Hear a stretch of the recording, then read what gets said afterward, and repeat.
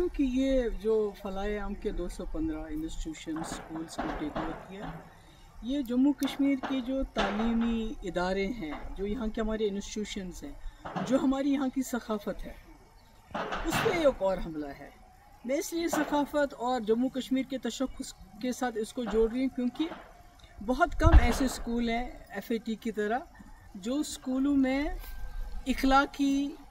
इस्लामी तालीम के साथ जो रेगुलर एजुकेशन भी देते हैं। मतलब कोई आप किसी स्कूल का नाम नहीं ले सकते हैं जहाँ पर ये बैलेंस मेंटेन होता हो। और इन स्कूलों में से बहुत ही नामवर शख्सियत उभरी हैं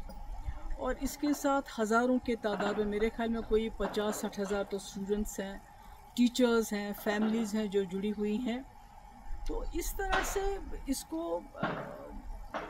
इसको टेक ओवर करना, पहले तो जमात इस्लामी के तमाम एसेट्स को टेक ओवर किया गया, उन पर बैन लगाई गई।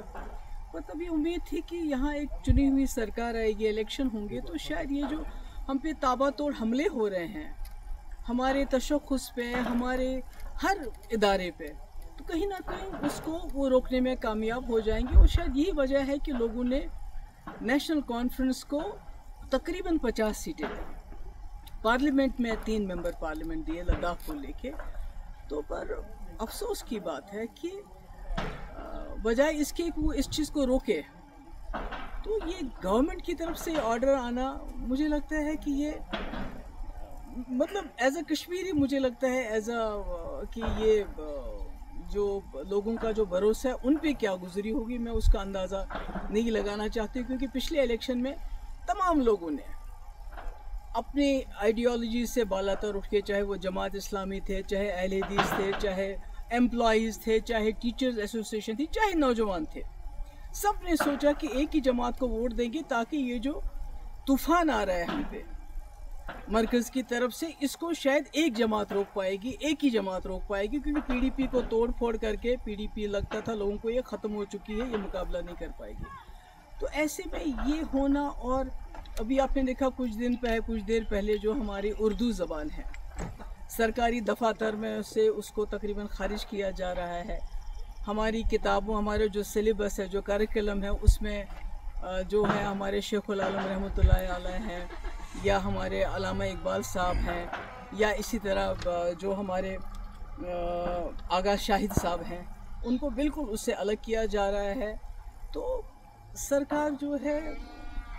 खामोश है, और इस बार तो सरकार हिस्सा बन गई। आपको याद होगा 2016 और 17 में जब यहाँ बहुत हालात ख़राब हुए, पथराव रोके ना रुके, दिल्ली से इतनी बड़ी टीम आ गई, बड़े बड़े मिनिस्टर्स की, बड़े बड़े पॉलिटिशियंस की, और हुर्रियत के दरवाज़ों पे गई कि आप दरवाज़ा खोलिए, हमसे बात कीजिए, दरवाजे बंद कर दिए। यानी इतने हालात ख़राब थे। उस वक़्त मेरे ऊपर बहुत प्रेशर आया था कि आप जमात इस्लामी के ऊपर क्रैक डाउन कर लीजिए, बैन कर लीजिए, इनको PSA लगा लीजिए, इनके एसेट सीज का जो अब हो रहा है, जो इस वक्त की सरकार इस वक्त कर रही है। मगर मैंने सोचा कि अगर मैं अपने ही लोगों पे बिला वजह इस किस्म की कार्रवाई, या तो कोई सबूत हो कि भाई इस वक्त ये कुछ ऐसा कर रहे हैं तो आप कोई एक्शन लोगे, मगर सिर्फ इनकी आइडियोलॉजी की वजह से किसी ने जाके दिल्ली में चुगली खाई थी